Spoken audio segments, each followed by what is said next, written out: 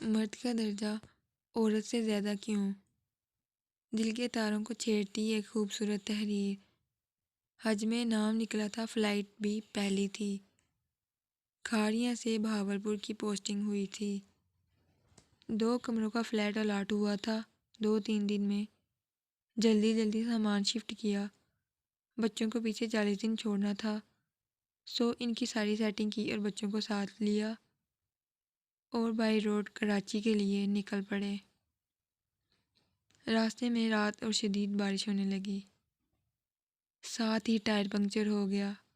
رات کا سناٹا، نومبر کی سرد رات جو کبھی نہیں بھولتی، جس کی شدت میں تیز بارش نے خوب اضافہ کر دیا تھا۔ صاحب نے گاڑی ایک سائڈ پر روکی اور خود باہر نکلے، ٹائر بدلنے لگے۔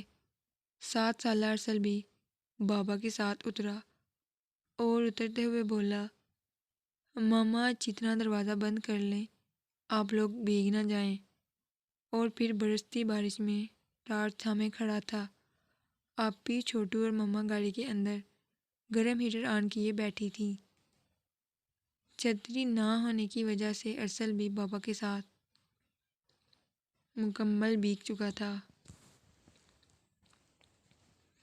ہم دھندلائے شیشوں سے ان دونوں کو سردی میں بھیگتا دیکھ رہے تھے اور ساتھ ساتھ دعاؤں میں مصروف تھے۔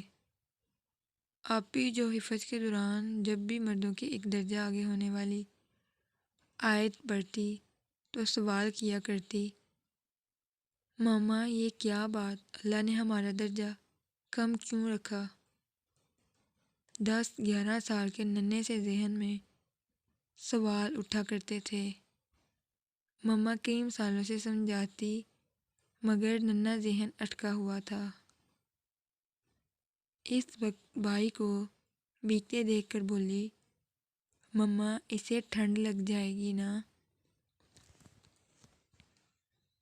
مما بولی، وہ جو آپ پوچھا کرتی ہیں نا کہ مما مردوں کو اللہ نے ایک درجہ کیوں زیادہ دیا ہے اور ہمیں کیوں ایک درجہ کم دیا ہے؟ کیا عورت کمتر ہے؟ تو دیکھو یہ ایک درجہ زیادہ ہی ہے۔ جو ایک 7 سالہ بھائی بھی باہر برستی بارش میں تمہیں اندر بٹھا کر گیا کہ کہیں تمہیں سردی نہ لگ جائے، کہیں تم نہ بھیگ جاؤ، خود سردی میں بھیگ رہا ہے، مگر نہ ہی اس نے آ کر کہا کہ اماں آپ باہر آئیں، آپ کو آنا چاہیے نا، نہ ہی آپی کو کہا کہ آپی بڑی ہو باہر آؤ۔ یہ ایک درجہ کم ہی ہے کہ ہم اس وقت گرم ہیٹر چلائے اندر گاڑی میں بیٹھے ہیں اور ہمارے حصے کی بھی ساری تکلیف یہ بابا اور بھائی اٹھا رہے ہیں۔ تو بس یاد رکھیں بیٹا کہ اللہ نے مردوں کو درجہ بڑھا کر عورت کو نہ جانے کتنی تکالیف سے نجات دے دی ہے۔ جب تک عورت اس کی درجہ کو خوشی سے قبول کرتی رہے گی، وہ ایسے ہی مرد کو اپنے سامنے باپ، بھائی، شوہر اور بیٹے کی صورت میں ڈھال بنا ہوا پائے گی۔